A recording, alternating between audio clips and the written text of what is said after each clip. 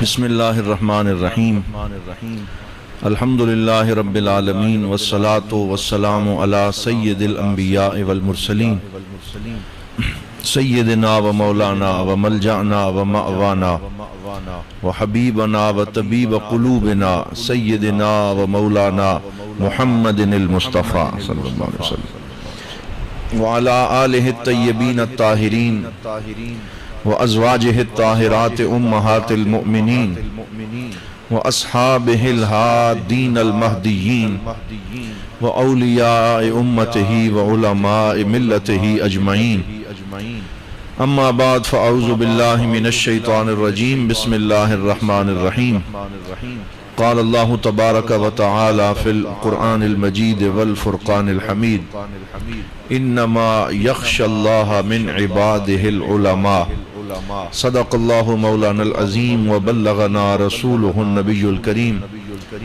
إن الله وملائكته يصلون على النبي يا أيها الذين آمنوا صلوا عليه وسلموا تسليما الصلاة والسلام عليك يا سيدي يا رسول الله الصلاة والسلام عليك يا سيدي يا حبيب الله الصلاة والسلام عليك يا رحمة للعالمین وعلى آلك وأصحابك يا شفيع المذنبين بعد از حمد و صلاة لائق صد عزت و تکریم زینت مسند صدارت یادگار اسلاف حضرت علامہ مولانا قبلہ پیر محمد انور قریشی صاحب دامت برکاتہم القدسیہ خلیفہ مجاز آستانہ علیہ بھیرا شریف پرنسپل دارالعلوم محمدیہ رضویہ پنڈ دادن خان اور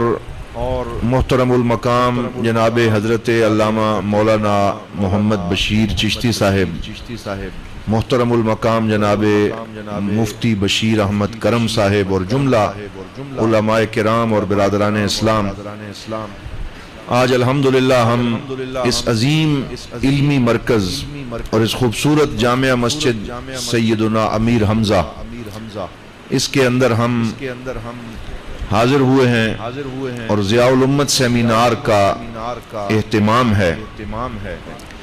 بعض لوگ ذہن میں سوچتے ہیں، کہتے ہیں کہ آپ ضیاء الامت کے نام سے سیمینار کیوں منعقد کرتے ہیں؟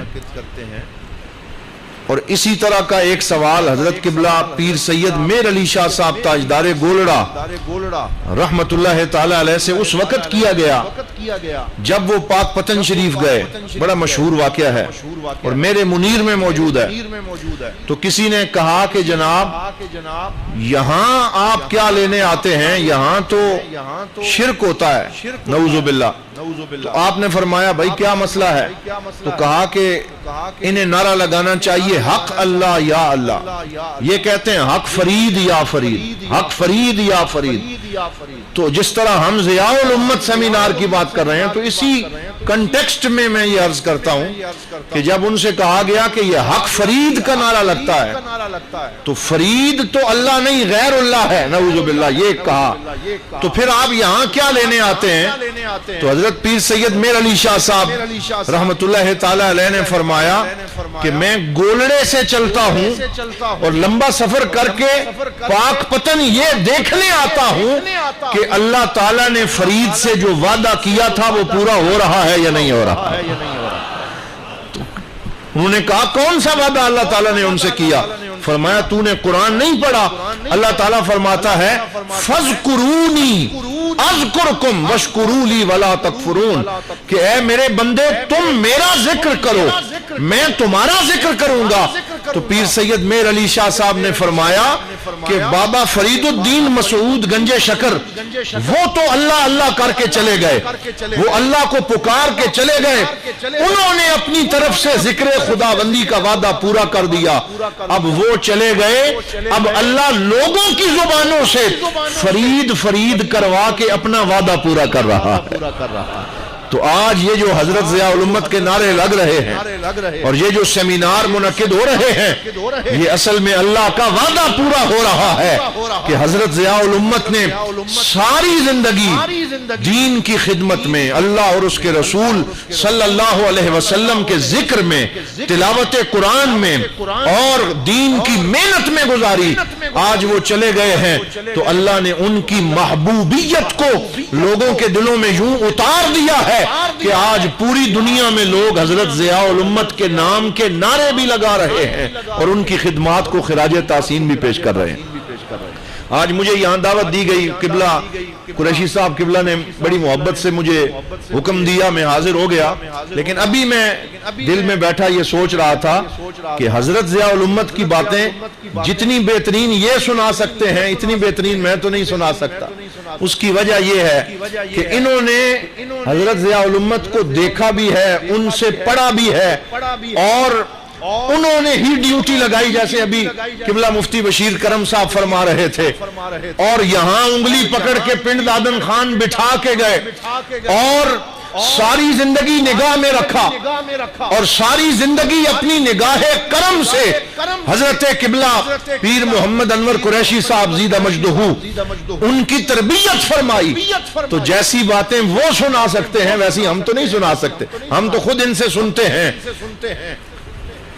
اور میں یہاں اظہار تشکر کے لیے جو جملہ کہنا چاہوں گا کہ یہ وہ لوگ ہیں، قبلہ پیر محمد انور قریشی صاحب ہوں، وہ سب سے بڑھ کے تو جانشین حضور ضیاء الامت حضرت قبلہ پیر محمد امین الحسنات شاہ صاحب دامت برکاتہم القدسیہ ہوں، وہ حضرت قبلہ حافظ خان محمد نوری ابدالوی رحمت اللہ علیہ ہوں، وہ حضرت قبلہ شیخ الحدیث قاضی محمد ایوب رحمت اللہ علیہ ہوں، وہ ملک عطا محمد صاحب ہوں، وہ پروفیسر حافظ احمد بخش صاحب ہوں۔ یہ سب وہ لوگ ہیں کہ جنہیں براہ راست حضور ضیاء الامت کے پاس پڑھنے کا موقع ملا ہے، اور یہ حضور ضیاء الامت کے اثرات ان کے وجود میں محسوس کیے جا سکتے ہیں۔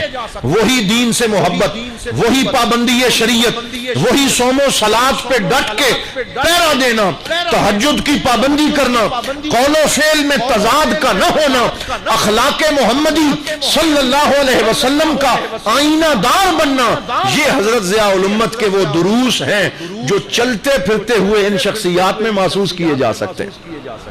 حضرت علامہ محمد اقبال رحمت اللہ تعالی علیہ کو جب سر کا خطاب انگریزوں نے کہا جی ہم آپ کو سر کا خطاب دیتے ہیں، اور اس دور میں جو سر کا خطاب ہوتا تھا وہ جسے دیا جاتا تھا اسے بڑی اماؤنٹ اور رقم ملتی تھی، ساتھ زمین ملتی تھی اور بڑی عزت دی جاتی تھی۔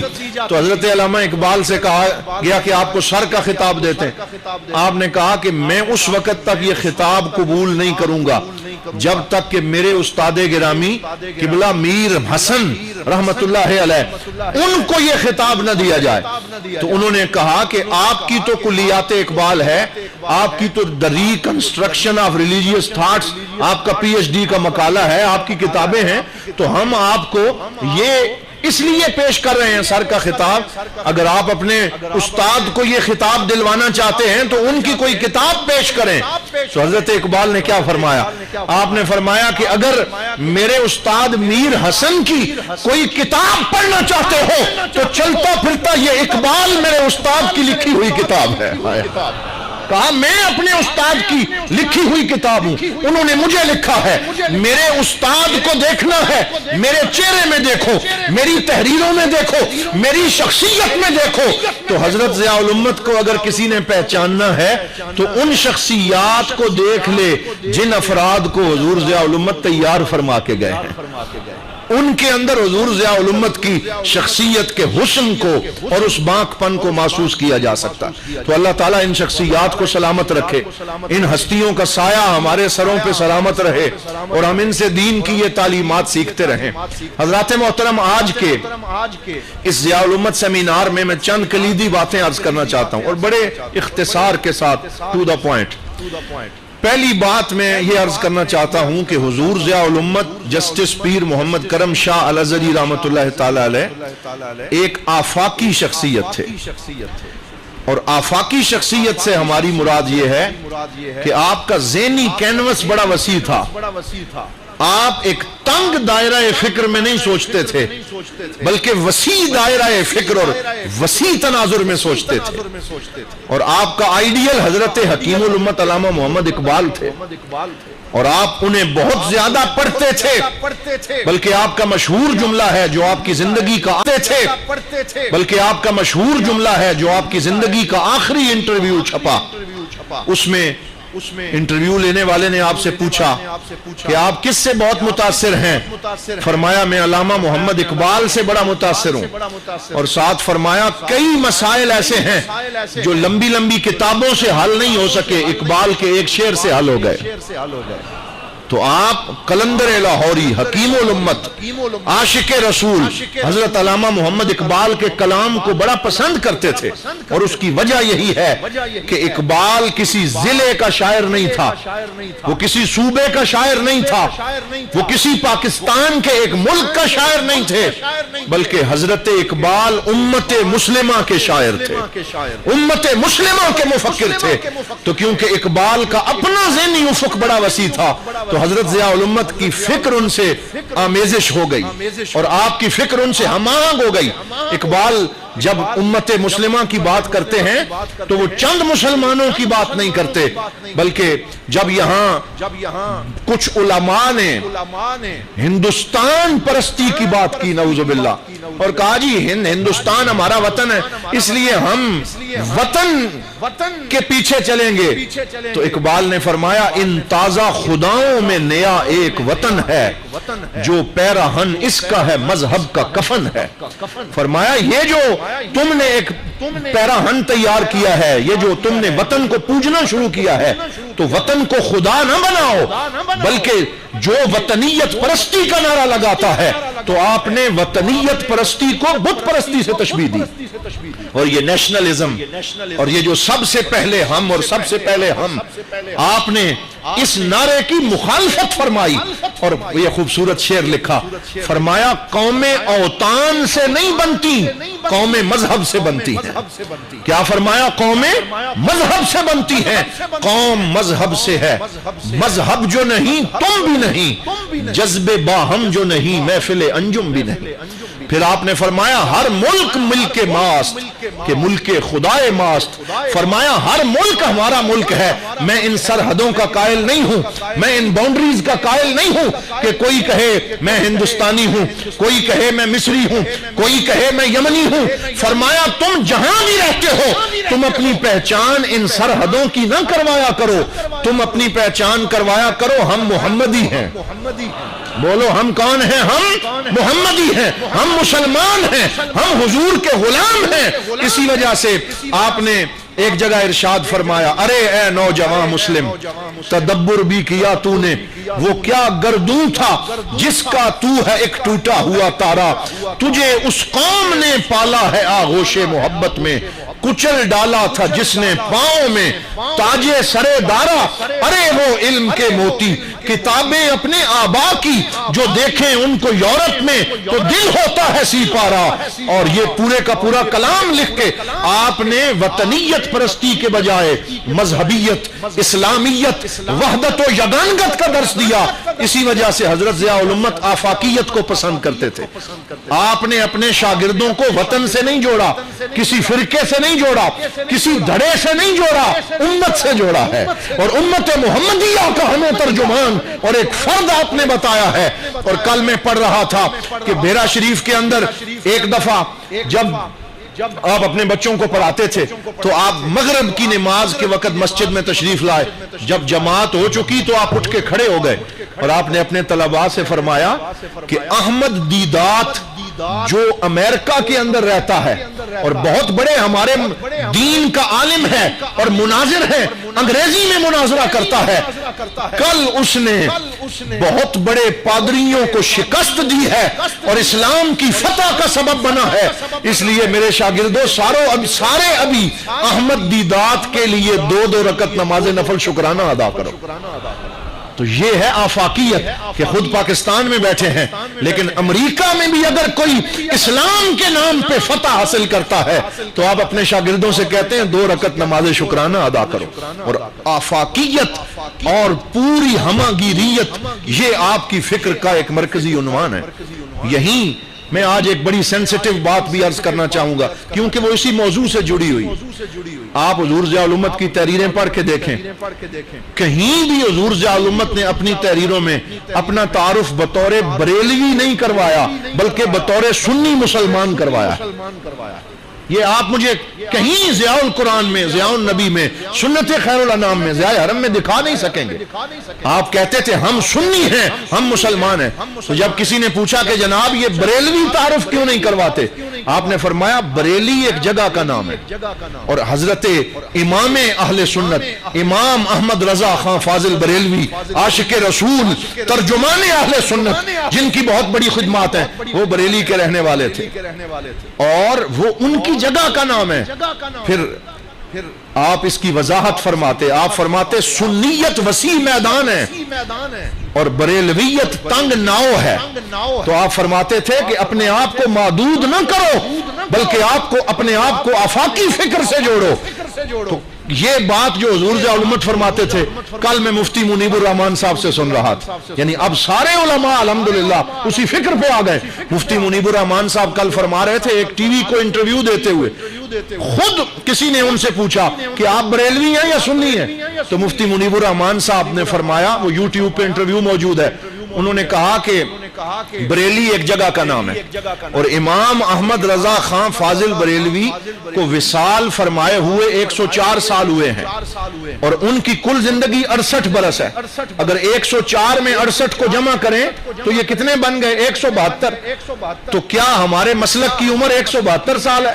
یہ مفتی منیب صاحب سوال کرتے، کیا ہمارے مسلک کی عمر 172 سال ہے؟ نہیں، بلکہ ہمارے اس مسلک کی عمر 1400 سال ہے، اور اس کا تعلق رسول خدا صلی اللہ علیہ وسلم کے ساتھ ہے، اور سرکار دو عالم نے فرمایا ما انا علیہ و اصحابی، کہ جس راستے پہ میں، میرے صحابہ اور اہل بیت ہیں وہ حق ہے۔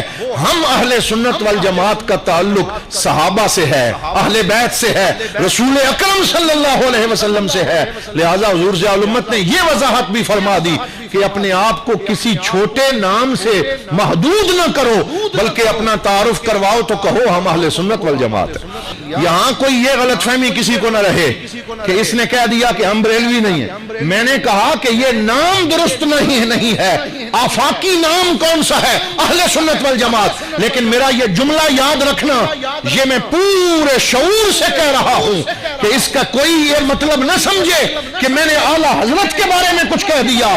ہم اعلیٰ حضرت فاضل بریلوی شاہ احمد رضا خان کو صحیح معنوں میں ترجمان اہل سنت سمجھتے ہیں۔ بولیے کیا سمجھتے ہیں؟ ترجمان اہل سنت۔ آپ نے اہل سنت کی حقیقی ترجمانی فرمائی، آپ نے ہمارے عقائد کا ابلاغ کیا، آپ نے صحیح معنوں کے اندر بر صغیر پاک و ہند میں ترجمہ کنز الایمان کے ذریعے جس طریقے سے عقیدے کو واضح کیا، جس طریقے سے عقیدے پہ پیرا دیا ہے۔ ہم کل بھی امام احمد رضا خان کو سلام کرتے تھے، ہم ہمیشہ آپ کی خدمات کو سلام کرتے رہیں گے، اور ہم ان سے محبت رکھتے ہیں۔ ہم تو جب تک ان کا نعتیہ کلام نہ پڑھا جائے ہمیں سرور نہیں آتا۔ حضور ضیاء الامت رحمت اللہ تعالی علیہ جب 12 ربیع الاول کا جلوس ہوتا تھا، اور آج بھی وہ سلسلہ جاری ہے کہ جب بھیرا شریف کی گلیوں میں جو ہے وہ عظمت رسالت مآب کے شملے سر پہ پہن کے دارالعلوم کے طلباء نکلتے، تو ان کو کون سا کلام پڑھایا جاتا کہ تم نے یہ پڑھنا ہے؟ وہ پڑھتے تھے ذرا، سب سے اولا ہو آلہ ہمارا نبی، سب سے بالا ہو والا ہمارا نبی، کون دیتا ہے دینے کو منہ چاہیے، دینے والا ہے سچا ہمارا نبی۔ تو اعلیٰ حضرت فاضل بریلوی کا کلام جب تک ہمارے 12 ربیع الاول کے جلوس میں پڑھا نہ جائے ہمارا تو جلوس مکمل نہیں ہوتا۔ تو الحمدللہ ہم ان سے محبت بھی رکھتے ہیں، ان کی فکر سے پوری طرح ہم آہنگ بھی ہیں۔ اور یہاں ایک اور بات بھی سن لیجئے، جن کو غلط فہمی ہے وہ دور ہو جائے۔ کسی کی نسبت اعلیٰ حضرت سے 4 واسطوں کے ساتھ ہے، کسی کی 5 واسطوں کے ساتھ ہے۔ ہم جو حضرت ضیاء الامت کے دریوزہ گر ہیں، ہم جو پیر محمد کرم شاہ الازہری کے طلباء ہیں، ہماری نسبت اعلیٰ حضرت سے صرف 2 واسطوں کے ساتھ ہے۔ بولیے کتنے واسطوں کے ساتھ؟ 2۔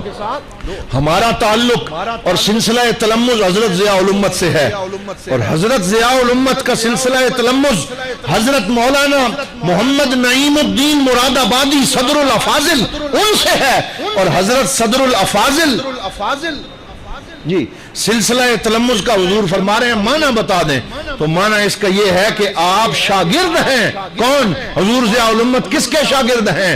حضرت مولانا محمد نعیم الدین مراد آبادی صدر الافاضل رحمت اللہ علیہ کے، اور حضرت نعیم الدین مراد آبادی ڈائریکٹ شاگرد ہیں حضرت اعلیٰ حضرت امام احمد رضا خان فاضل بریلوی کے۔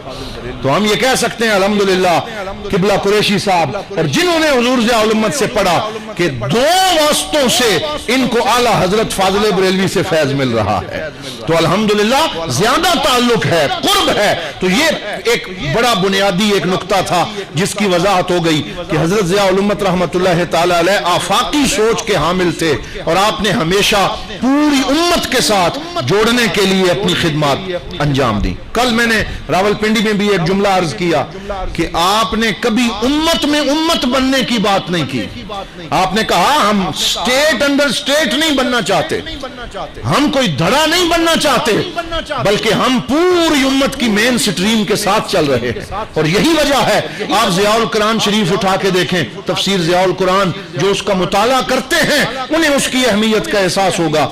پوری ضیاء القرآن شریف میں آپ کو کہیں بھی کوئی ایسا قول نہیں ملے گا جو جمہور اہل سنت والجماعت اور اسلاف کی رائے کے اوپر آپ نے کوئی الگ بات کی ہو، بلکہ حضور ضیاء الامت کا طرز تفسیر یہی ہے کہ جب کسی آیت کی تفسیر کرتے ہیں لغوی اور اصطلاحی معنی بتانے کے بعد آپ فوری طور پر جو اسلاف امت ہیں آپ ان سے رہنمائی لیتے ہیں اور ان کے حوالے سے قرآن کی تفسیر بیان کرتے ہیں، تاکہ پڑھنے والوں کو پتہ چل جائے کہ میں تسبیح کا ایک دانہ ہوں، میں اسی سلسلے کی ایک کڑی ہوں، اور مجھ سے پہلے جو علماء محنت کر کے گئے ہیں میں نے ان کی محنت سے صرف نظر نہیں کیا، بلکہ میں بعد میں آنے والوں کو پہلے والوں سے جوڑ رہا۔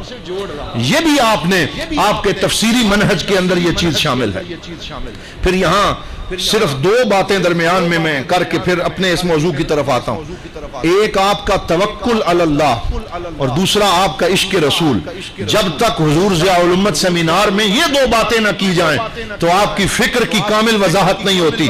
آپ اخلاص للہیت اور توکل کے اس مقام پہ فائز تھے کہ اللہ اور اس کے رسول صلی اللہ علیہ وسلم کی محبت آپ کی رگ رگ میں رچی بسی تھی۔ اس کی بہت سی مثالیں دی جا سکتی ہیں۔ ایک مثال تو یہ ہے کہ جب بھی اپنے طلباء سے خطاب فرماتے، گفتگو کرتے، موضوع ہوتا یا نہ ہوتا یہ آیت ضرور پڑھتے، قل ان صلاتی و نسکی و محیای و مماتی للہ رب العالمین۔ میرا اٹھنا بیٹھنا، میرا سونا جاگنا، میرا مرنا جینا اللہ کے لیے ہے، لا شریک لہ وبذالک امرت وانا اول المسلمین۔ اور اب مجھے پیر سید ظفر علی شاہ صاحب جو جن کا تعلق ممبر سے ہے اور حضور ضیاء الامت کے خلفاء میں سے ہیں، انہوں نے یہ بات سنائی اور میں نے بیرا شریف میں بھی بیان کی، اور آج اس ضیاء الامت سیمینار میں بھی آپ سے یہ عرض کر رہا ہوں۔ توکل علی اللہ کا عالم دیکھیں کہ دارالعلوم چل رہا ہے، روز لنگر پکتا ہے، طلباء کھاتے ہیں، لیکن جب بھٹو کے دور میں ضلع بندی کی گئی اور ضلع بندی کے دوران یہ حکم دے دیا گیا کہ اب ایک ضلع سے اناج دوسرے ضلع میں نہیں جا سکتا، بلکہ ہر ضلع کا اناج اسی ضلع کے اندر استعمال کیا جائے گا، ناکے لگا دیے گئے، پولیس نے پہرے دینا شروع کر دیے۔ تو حضور ضیاء الامت رحمت اللہ تعالی علیہ کے دربار کا جو لانگری تھا، ہر روز وہ جب عصر کی نماز پڑھنے آتا تو پیر صاحب اس سے پوچھتے، ہاں بھائی لنگر اور اناج کی کیا صورتحال ہے؟ وہ کہتا جناب اتنی بوریاں لگ گئیں، اتنی رہ گئیں، اور اب باہر سے اناج آ نہیں سکتی، جو ہے اسی سے گزارا کرنا ہے۔ بالآخر وہ دن آیا جب اس لانگری نے عرض کیا، جناب آج کا آٹا ہے اور بچوں کے لیے کل کا اہتمام نہیں ہے، کل روٹیاں کیسے پکیں گی؟ کب دارالعلوم کے طلباء کو کل کھانا کیسے کھلایا جائے گا؟ اگر کوئی کچے توکل والا بندہ ہوتا پریشان ہو جاتا، لیکن حضور ضیاء الامت نے تسبیح پڑھتے ہوئے ایک جملہ فرمایا جس سے توکل علی اللہ کی وضاحت ہوتی۔ آپ نے فرمایا رب جانے تے رب دے پرانے جانن۔ کیا فرمایا؟ رب جانے تے رب دے پرانے جانن. یہ رب کے مہمان ہیں، اللہ جانے اور اللہ کے مہمان جانے، مجھے پریشان ہونے کی کوئی ضرورت نہیں ہے. پھر آپ نے وظائف پڑھنے شروع کر دیے، اور عصر کی نماز کے بعد آپ کا معمول تھا کہ دربار شریف کی مسجد میں بیٹھ کے آپ دلائل الخیرات شریف کے وظائف پڑھا کرتے تھے. حضور صلی اللہ علیہ وسلم پہ درود پڑھتے، اسماء اللہ الحسنہ پڑھتے، اور سارے وظائف چشتیہ پڑھا کرتے تھے. وظائف پڑھنے میں مشغول ہو گئے، رات ہو گئی، سب سو گئے. رات کو 1 بجے کے وقت جب ہوا تو دارالعلوم میں گھنٹی بجنی شروع ہو گئی. جو گھنٹی صبح اسمبلی کے وقت بجتی ہے وہ گھنٹی بجنے لگی، تو آپ بھی اٹھ کے باہر آ گئے، سارے طلباء بھی باہر نکل آئے، تو دیکھا کہ گندم سے بھرا ہوا ایک ٹرک دارالعلوم کے سین میں موجود ہے، اور وہ گھنٹیاں بجا رہا ہے کہ طلباء نکلو، اس ٹرک سے بوریاں نکال کے لنگر خانے میں پہنچاؤ. تو آپ نے حیران ہو کے پوچھا یہ گندم کہاں سے آ گئی؟ تو انہوں نے بتایا کہ جناب جنگ سے آپ کے مریدوں اور پیر بھائیوں نے دارالعلوم کے طلباء کے لیے یہ گندم اور اناج بھیجا ہے. تو آپ نے فرمایا ضلع بندی ہے، تو ضلع جنگ سے بھیرا میں یہ گندم پہنچی کیسے؟ تو وہ ڈرائیور کہنے لگا جناب میں وہاں سے لے کے نکلا، جس ناکے پہ میں پہنچتا پولیس مجھے روکتی اور کہتی کہاں جا رہے ہو؟ میں کہتا کرم شاہ صاحب کے شاگردوں کے لیے اناج لے کے جا رہا ہوں. تو وہ فوری طور پہ ناکہ اٹھا دیتے، کہتے چلے جاؤ، اور یوں ہر ناکے سے گزرتا ہوا میں پہنچ گیا. اب یہاں اگر کوئی اور ہوتا وہ اسے اپنی کرامت بنا کے اس کا اشتہار لگا دیتا اور لوگوں سے کہتا میری کرامت بیان کرو. لیکن توکل علی اللہ یہ ہے کہ رب جانے تو رب دے پرانے جانن. اور جب اناج پہنچ گیا تو یہ نہیں کہا کہ میری کرامت ہے، بلکہ جب وہ ان لوڈ ہو چکا اور جب لنگر خانے میں پہنچ چکا، طلباء کے کپڑوں سے ابھی آٹا لگا ہوا تھا، دانے اس کے اثرات تھے. آپ نے فرمایا اب کپڑے بعد میں تبدیل کرنا، وضو کرو اور 2 رکعت نماز شکرانہ اللہ کی بارگاہ میں ادا کرو. یہ کرم شاہ نے نہیں بھیجا، یہ اللہ تعالیٰ نے بھیجا ہے. تو آپ نے وہاں بھی اسے اللہ رب العزت کی ذات سے جوڑ دیا اور بتایا کہ توکل کیا ہوتا ہے. تو یہ آپ کا توکل تھا.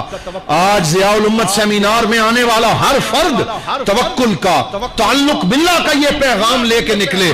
اللہ تعالیٰ کا ذکر کریں، اللہ سے تعلق مضبوط کریں.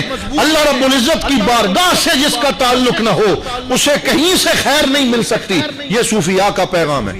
اور حضور کی ذات سے سارے مل کے کہہ دیں صلی اللہ علیہ وسلم، سرکار کی ذات سے تعلق کا عالم کیا تھا؟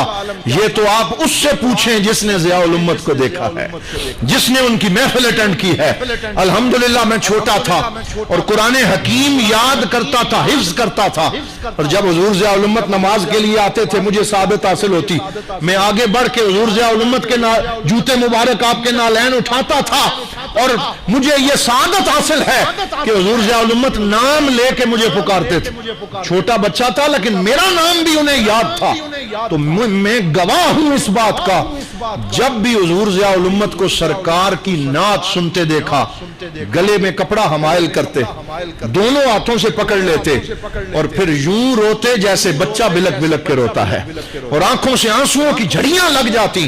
میں اکثر بیان کرتا ہوں، یہ میرا چشم دید واقعہ ہے کہ حضرت امیر السالکین رحمت اللہ تعالی علیہ کا عرس پاک تھا اور محفل ہو رہی تھی. خوشاب کا ایک ثنا خان نعت پڑھ رہا تھا، مجھے آج اس کا حلیہ اور شکل بھی یاد ہے، اور میں دور کھڑا ہو کے وہ منظر دیکھ رہا تھا، اور حضور ضیاء الامت اس نعت میں پوری طرح منہمک تھے، اور ایسے لگتا تھا کہ بس تصورات میں مدینہ شریف پہنچے ہوئے ہیں. تو وہ نعت کون سی تھی؟ وہ نعت خان پڑھتا تھا کاگا تن من نوچیو مرا چن چن کھائیو ماس، بس 2 نینا مت کھائیو جنہیں پیا ملن کی آس. یہ وہ شعر پڑھتا تھا اور حضرت صاحب فرماتے تھے پھر پڑھو پھر پڑھو، اور بار بار ایک عجیب رقت آمیز منظر پوری محفل پہ طاری تھا، اور آپ کے چہرے کو دیکھ کے عشق رسول کی خیرات نصیب ہو رہی تھی. آپ کو جب ہم نعت سنتے ہوئے دیکھتے تھے تو دیکھنے والے کو بھی حضور کی محبت نصیب ہوتی تھی، حضور کا عشق نصیب ہوتا تھا. جی تو اب اس کا ترجمہ آپ نے فرمایا تو جنہیں سمجھ نہیں آئی تو میں کر دیتا ہوں. یہ کاغا جو ہے نا یہ اس کو کہتے ہیں جسے ہم گدھ بھی کہتے ہیں. یہ جو اوپر سے پرندے بڑے بڑے کوے آتے ہیں کوا وہ آتا ہے اور کبھی کبھی جب کوئی شخص کسی کی ڈیڈ باڈی پڑی ہو کھلی ہوا میں تو وہ نوچ بھی لیتا ہے.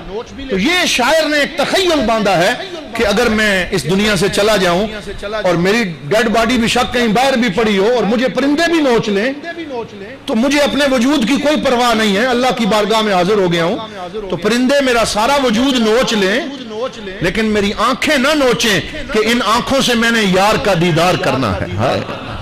کاغا تن من نوچیو مورا کاغا تن من نوچیو مورا چن چن کھائیو ماس بس دو نینا مت کھائیو جنہیں پیا ملن کی آس. اب یہاں اعلیٰ حضرت کا اور حضور ضیاء الامت کا ذوق بالکل ملتا ہوا نظر آ رہا ہے کیونکہ یہ جتنے بھی اہل اللہ ہوتے ہیں نا کل بھی میں عرض کر رہا تھا وَكُلُّهُم مِّن رَّسُولِ اللَّهِ مُلْتَمِسٌ غرفم من البحر او رشفم من الدیام. ان سب کو فیض تو حضور کی بارگاہ سے ملتا ہے. یہ آپس میں متحد بھی ہوتے ہیں ایک بھی ہوتے ہیں. یہ جو چمچے ہیں نا یہ لڑانے کی کوشش کرتے ہیں. اگر ان بزرگان دین کو دیکھا جائے تو یہ سب متحد بھی ہیں متفق بھی ہیں اور حضور ضیاء الامت سے فیض بھی حاصل کر رہے. اعلیٰ حضرت نے فرمایا تھا نا کہ میری قبر کو اتنا اونچا رکھنا کہ جب سرکار آئیں اور مجھے منکر نکیر سوال پوچھ رہے ہو تو میں اپنی قبر میں کھڑا ہو کے حضور کا استقبال کر سکوں. اور ادھر حضور ضیاء الامت فرماتے ہیں بس دو نینا مت کھائیو جنہیں پیا ملن کی آس. یہ شعر تو کسی اور کا ہے لیکن حضور ضیاء الامت عجیب محبت میں سے سن رہے تھے. میرے بڑے بھائی ہیں ان کا نام ہے پروفیسر محمد معین الدین چشتی. حضور ضیاء الامت کے دور میں بڑی خوبصورت نعت پڑھا کرتے تھے. دارالعلوم کے طالب علم تھے اب بھی پڑھتے ہیں. تو ایک دن الفرید آڈیٹوریم کے اندر نعتیہ مقابلہ ہوا اور اس میں میرے برادر گرامی کی پہلی پوزیشن آئی. حضور ضیاء الامت تھوڑا لیٹ پہنچے تو آپ نے فرمایا کہ جس بچے کی پہلی پوزیشن آئی ہے نا وہ دوبارہ آئے میں نے اس کی نعت سننی. تو بھائی جان آ گئے میں بھی موجود تھا الفرید آڈیٹوریم میں. تو حضور ضیاء الامت سامنے کرسی صدارت پہ جلوہ فرما تھے. تو بھائی جان نے اس دن پنجابی کا کلام ظہوری صاحب کا پڑھا تھا. پورا تو مجھے یاد نہیں ہے تھوڑا سا یاد ہے. تیرے واری واری جاواں تیرے کیوں نہ قصیدے میں گاواں نی مٹیے مدینے دیے. یہ کلام تھا ظہوری صاحب کا. تیرے کیوں نہ قصیدے میں گاواں میں واری واری جاواں نی مٹیے مدینے دیے. مدینے کی مٹی کی تعریف تھی تو حضور ضیاء الامت پر رکت طاری ہو گئی اور آپ شہر طیبہ از دو عالم خوش ترست آن خنک شہرے کے آن جا دل برست. آپ شہر طیبہ میں چشم تصورات میں پہنچ گئے اور آپ کی عجیب کیفیت ہو گئی. اور حالت یہ ہوئی کہ صبح جب اسمبلی ہوئی تو حضور ضیاء الامت پھر پہنچ گئے. یہ آپ اس دور کے طلباء سے پوچھ سکتے ہیں. آپ نے فرمایا وہ جس نے رات کو نعت پڑھی تھی نا اسے دوبارہ بلائیں میں نے پھر یہی نعت سننی ہے. رات گزاری اور صبح پھر پہنچ گئے کہا میں نے پھر یہی نعت سننی ہے. یہ تعلق ہے بارگاہ مصطفیٰ پہ. مجھے ایک دفعہ حضور قبلہ سفیر فکر حضور ضیاء الامت پیر سید زاہد صدیق شاہ صاحب بخاری زیدہ مجدہ نے یہ بات سنائی. میں نے خود ان سے سنی کہ حضور ضیاء الامت عمرے پہ حاضر ہوئے اور سرکار دو عالم کی بارگاہ میں حاضری کا تو انداز ہی نرالا تھا. پاؤں میں جوتے نہ ہوتے ادب کا عجیب عالم ہوتا. ایک مفلس و کنگال منگتا اے سرور حسینان عالم آپ کی بارگاہ میں حاضر ہو گیا ہے. اور پھر عجیب کیفیت سے حاضری دیتے کہ جو آپ کو حاضری دیتے ہوئے دیکھتا اس پہ بھی کیفیت طاری ہو جاتی. تو پیر صاحب فرماتے ہیں پیر سید زاہد صدیق شاہ صاحب کہ ہم جہاں بھی جاتے نا جس ہوٹل پہ کھانا کھانے جاتے جب کھانا کھا کے بل دینے کی باری آتی تو حضور ضیاء الامت پیسے نکالنے کی کوشش کرتے تو وہ ہوٹل کا جو مالک ہے وہ کہتا آپ کا بل ادا ہو چکا ہے. پھر کہیں اور کھانا کھاتے یا کوئی چیز خریدتے تو جب بل دینے لگتے وہ کہتے آپ کا بل ادا ہو چکا ہے. تو جب 4-5 دفعہ اس طرح ہوا تو حضور ضیاء الامت پہ ایک عجیب کیفیت طاری ہو گئی اور آپ نے ایک جملہ فرمایا. آپ نے فرمایا زاہد شاہ جی पंजाबी में फरमाया, जायद शाह जी वेखो सोने ने साढ़े आने तो पहले ही साढ़े इंतजाम फरमा देते ने। ये इस तरीके से मोहब्बत थी, वारफ्तगी थी, इश्क था।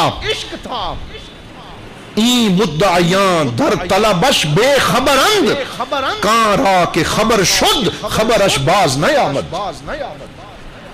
ये शेख सादी ने फरमाया कि ये जो डींगे मारने वाले हैं, ये जो दावे करने वाले हैं, ये जो एतराज करने वाले हैं, ये बेखबर लोग हैं। कां रा के खबर शुद्ध खबर अशबाज न आमद।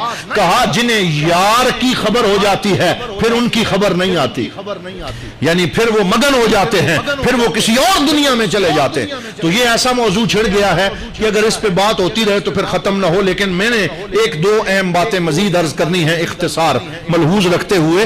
तो सरकारे दो आलम सल्लल्लाहु अलैहि वसल्लम से जो आपका इश्क और मोहब्बत है, मैं समझता हूं कि वो ज़ियाउल नबी शरीफ पढ़ने से भी अयां है और ज़ियाउल कुरान पढ़ने से भी अयां है। सुन्नत खैरुल अनाम पढ़ लें, कहीं भी पढ़ लें, बल्कि जो ज़ियाउल नबी के कारी हैं वो इस बात की गवाही देंगे कि ज़ियाउल नबी का कोई एक सफ़ा भी आंखों में आंसू लाए बगैर पूरा करना मुमकिन नहीं है।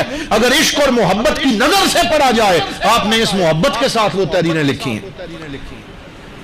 उशाक फरमाते हैं ऐसे लगता है सारी दुनिया के फूलों का रस निचोड़ा और अर्क तैयार किया और फिर उसकी कलम के साथ उससे ज़ियाउल नबी लिखी है कि हर हर हरफ से हुजूर की मोहब्बत की खुशबू आ रही है।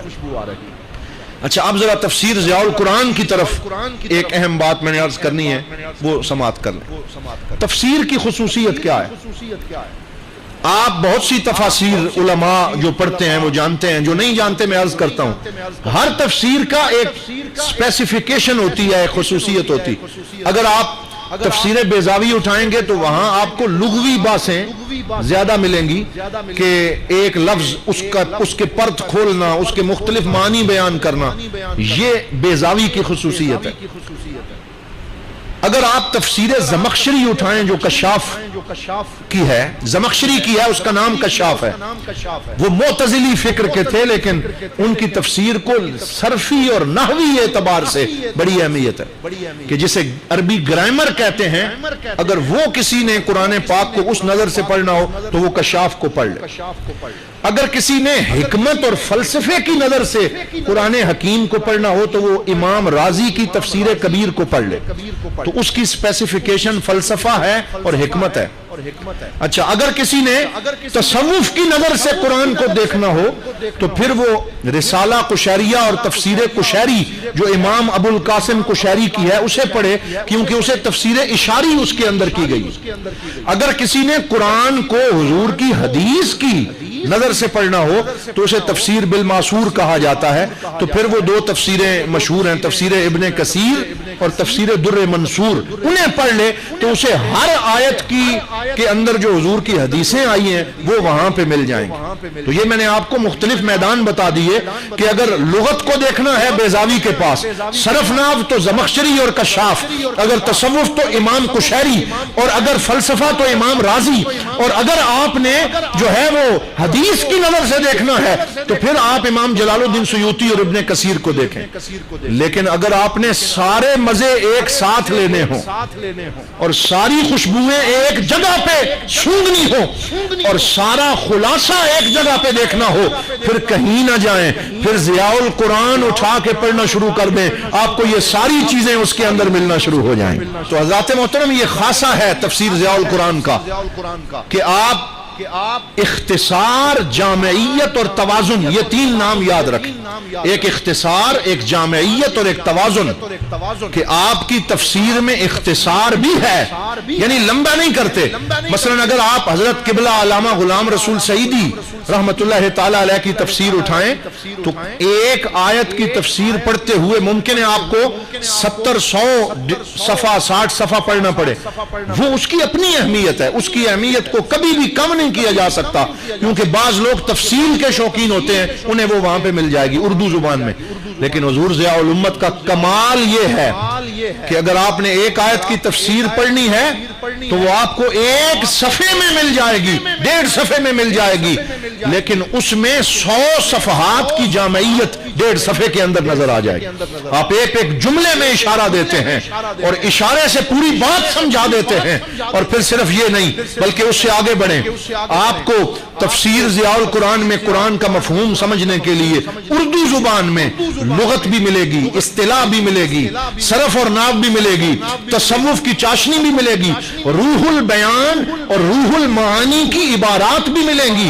اس سے آگے چلیں تو برٹش انسائکلوپیڈیا، جسے انسائکلوپیڈیا برٹانیکا کہا جاتا ہے، جہاں جہاں ضرورت پڑی ہے انگلش کی عبارات اور ان کا ترجمہ بھی دے دیا ہے، جہاں ضرورت پڑی ہے سائنسدانوں کے حوالے پیش کر دیے ہیں، جہاں ضرورت پڑی ہے تصوف کی مباحث شامل کر دی ہیں، اور جہاں جہاں ذوق نے انگڑائی لی ہے وہاں عربی، اردو اور فارسی کے اشعار بھی لکھ دیے ہیں۔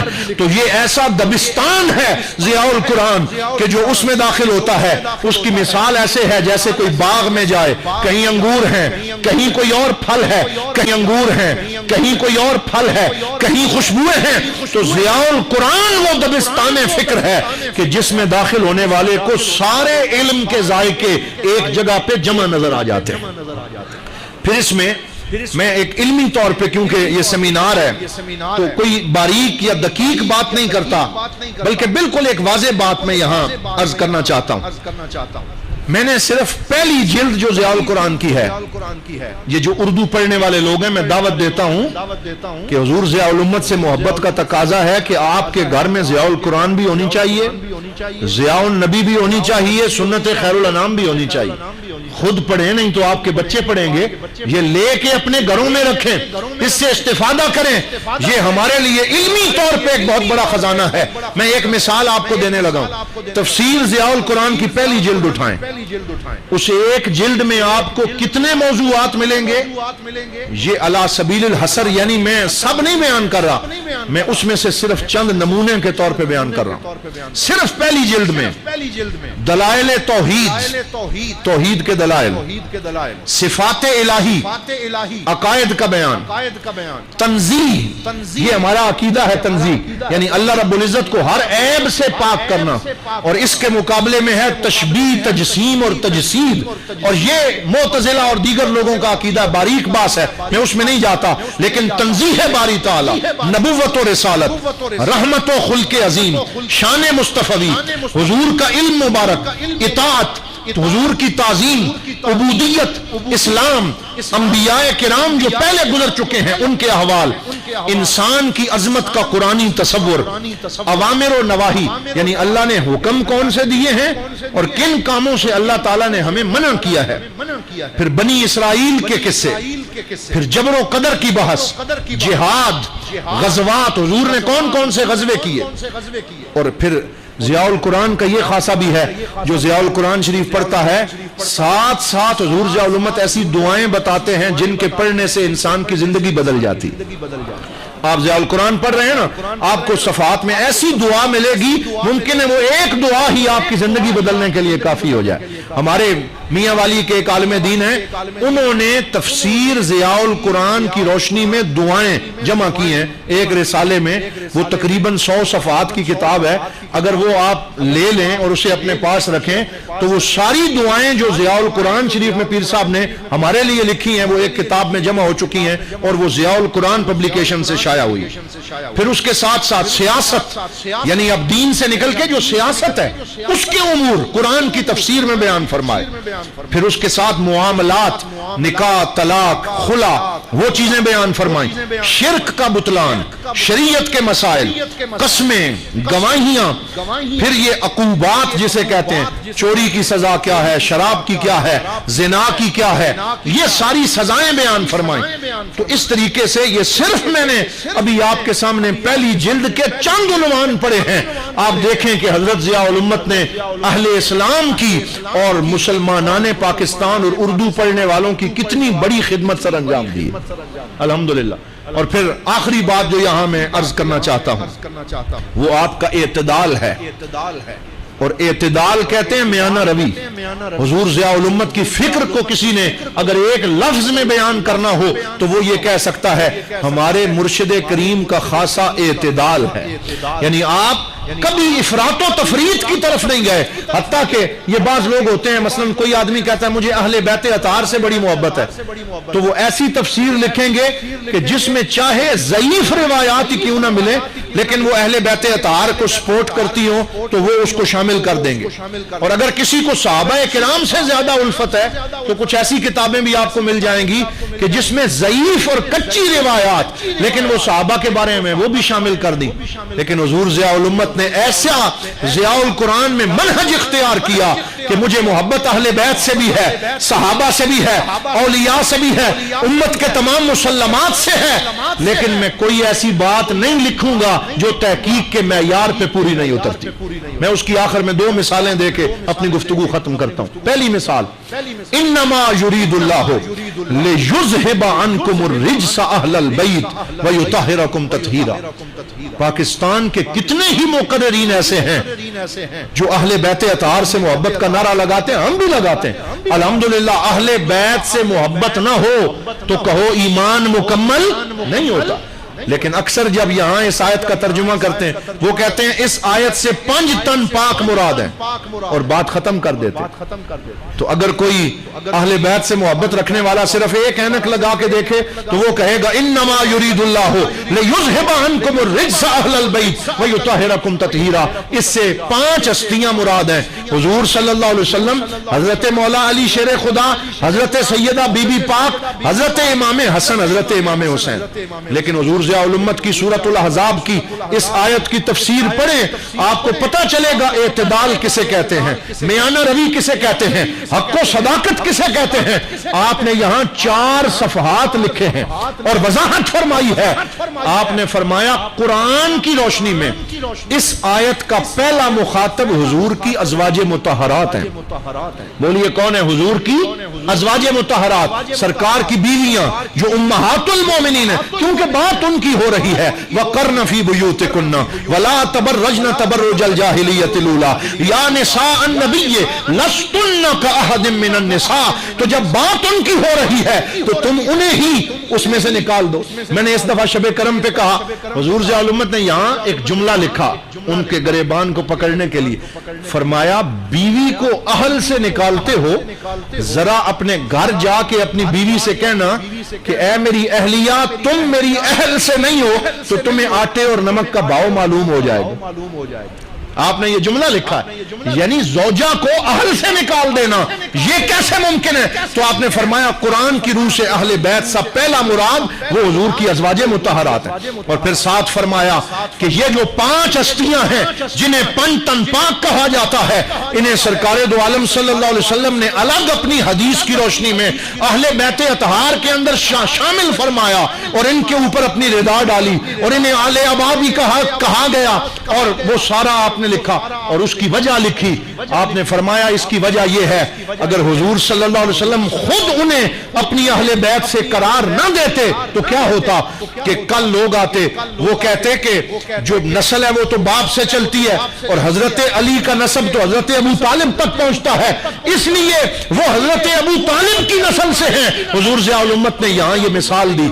آپ نے فرمایا کہ باپ گوندل ہو، یہ میں ضیاء القرآن پڑھ رہا ہوں، باپ گوندل ہو، ماں راجپوت ہو تو بیٹا گوندل ہوتا ہے یا راجپوت ہوتا ہے؟ بتائیں نا ذرا. وہ گوندل ہوگا نا، باپ سے نسب چلے گا. یہ مثال دینے کے بعد حضور ضیاء الامت فرماتے ہیں عام طور پہ نسب باپ سے چلتا ہے، لیکن جب باری آئی آمنہ کے لال کی، جب باری آئی ہمارے آقا کی، جب باری آئی سید المرسلین کی، خاتم النبیین کی، اللہ رب العزت نے دنیا کا قاعدہ تبدیل کر دیا اور فرمایا سب کا نسب ان کے باپ سے چلتا ہے.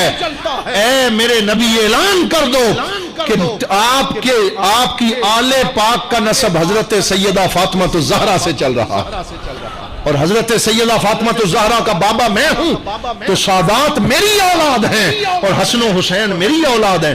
یہ اعتدال ہے کہ آپ نے پوری فکر کی وضاحت فرمائی. آخری مثال اس سلسلے میں پیش کرتا ہوں اور وہ ہے قرآن میں کچھ واقعات آئے ہیں، عام مفسرین اور قصہ گو مقررین جو سنے سنائے قصے ہیں وہ ہر آیت سے نفی کر دیتے ہیں، لیکن یہ اعتدال کے منافی ہے، حق کے منافی ہے، اور حضور ضیاء الامت کبھی ایسا نہیں کرتے کہ سنا سنایا قصہ اٹھا کے کسی آیت کے ساتھ لگا دیا جائے۔ مثلا یہ ایک آیت ہے الذین یقیمون الصلاۃ ویؤتون الزکاۃ وہم راکعون۔ اب اس آیت کے ساتھ بعض لوگوں نے ایک قصہ جوڑ دیا کہ حضرت مولا علی شیر خدا کرم اللہ وجہ الکریم حرم میں نماز پڑھ رہے تھے، جب رکوع میں گئے تو آپ نے انگوٹھی پہنی ہوئی تھی، تو ایک سائل آیا اور اس نے کچھ مانگا کہ اللہ کے نام پہ کچھ دے دیں، تو حضرت مولا علی نماز میں تھے لیکن آپ نے نماز میں حالت رکوع میں انگوٹھی اتار کے اسے دے دی، ایسے پھینک دی اور اس نے اٹھا لی، تو اللہ تعالیٰ نے قرآن کی آیت نازل کر دی الذین یقیمون الصلاۃ ویؤتون الزکاۃ وہم راکعون، کہ وہ رکوع میں بھی صدقہ کرتے ہیں۔ حضور ضیاء الامت رحمۃ اللہ تعالیٰ علیہ نے اس کے اوپر پوری وضاحت یہ روایت بھی لکھی اور ساتھ فرمایا یہ روایت درایت کے منافی ہے۔ ایک روایت ہوتی ہے اور ایک درایت عقل سوجھ بوجھ کو کہتے ہیں، فرمایا یہ روایت ضعیف ہے اور درایت کے منافی ہے۔ وجہ کیا ہے؟ فرمایا مولا علی تو وہ ہیں اگر انہیں تیر لگ جائے تو وہ کہتے ہیں جب میں نماز میں کھڑا ہو جاؤں تو نکال لینا، کیونکہ مجھے نماز میں دنیا کا ہوش نہیں ہوتا، میں اپنے رب دنیا کا ہوش نہیں ہوتا، میں اپنے رب سے جڑا ہوا ہوتا ہوں۔ تو وہ علی جو تیر نکالا جائے تو انہیں پتہ نہ چلے، وہ علی رکوع کی حالت میں کسی فقیر کی طرف توجہ کیسے کر سکتا ہے؟ وہ مولا کی طرف متوجہ تھے، لہٰذا یہ روایت درایت کے منافی ہے، اس لیے میں اپنی تفسیر میں یہ روایت شامل نہیں کرتا۔ ایک اور روایت ہے تُطْعِمُونَ الطَّعَامَ عَلَىٰ حُبِّهِ مِسْكِینًا وَیَتِیمًا وَأَسِیرًا اِنَّمَا نُطْعِمُکُمْ لِوَجْهِ اللَّهِ لَا نُرِیدُ مِنْکُمْ جَزَاءً وَلَا شُکُورًا۔ اب آپ اکثر لوگوں کو دیکھیں گے انہوں نے قصہ ساتھ جوڑ دیا کہ حضرت مولا علی شیر خدا کرم اللہ وجہ الکریم روزے سے تھے، افطار کا وقت آیا، پہلے دن ایک فقیر آیا، دوسرے دن قیدی آیا اور تیسرے دن وہ جو ہے وہ مسکین آیا، تو جو روٹی آپ کے لیے پکی ہوئی تھی آپ نے وہ اٹھا کے دے دی۔